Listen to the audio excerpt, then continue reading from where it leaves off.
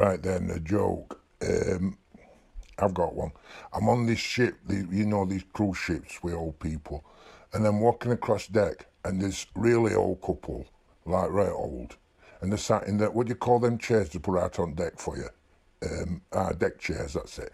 And they sat there, and I walked past, right, and I nodded, and because I'm like that.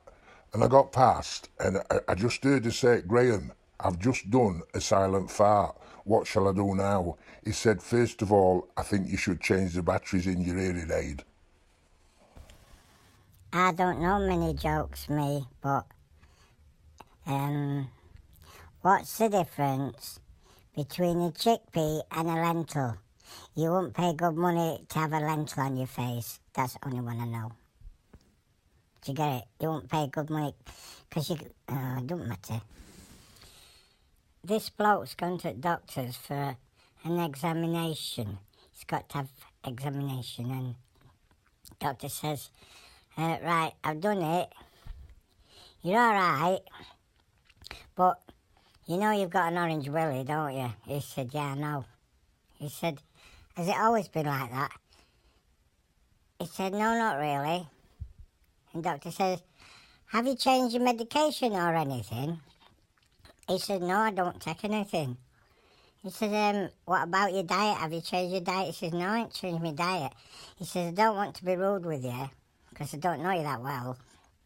But is there anybody in, like, your social life that you've seen that might be a bit, you know, a bit dodgy? He says, I don't have a social life. I just sit at home watching porn and eating cheesy whatsits. So this bloke, right, is walking along the beach on the Bondi Beach in Sydney, in Australia, and he sees this lad coming towards him, about 30-year-old, you know, and he's right fit. He's got big ripply muscles and all that six-pack stuff and all that, and he's right good looking.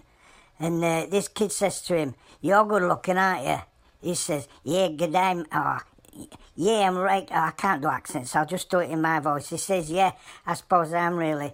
He said, "I don't want to be personal, like, but I bet you get loads of women in that, don't you? I bet you're at it all the time." He says, "I am a bit, yeah." I said, "How often do you get it then?" He said, about twice a month." I said, "It's not very good, is it, that, for a big strapping bloke like yourself?" He said, "It's not bad for a Roman Catholic priest with no car." So this penguin, like, goes into a pub in this bar, you know, and he goes up to the landlord. He says, "Has my brother been in here?" And the landlord says, "I don't know, what's he look like?" I've got a better one than that, hold on. I'll get back to you. There was a man, and he was in a pub, and his wife was supposed to ring him, and she didn't, and he rung her, and she didn't answer. So he rung his mate Alan. He said, "Alan, it's Graham here. I'm in pub, and our lass was supposed to ring me, and she hadn't. I'm a bit worried. Can you nip round our house and make sure she's all right?" He said, "Okay." And he went round their house, and he looked, and he looked in garden, and she'd hung herself on washing line. So he rung Graham up. He says, "Graham, it's Alan. I've got some right bad news for you. Your wife's hung herself on washing line." And Graham says, "Oh, no.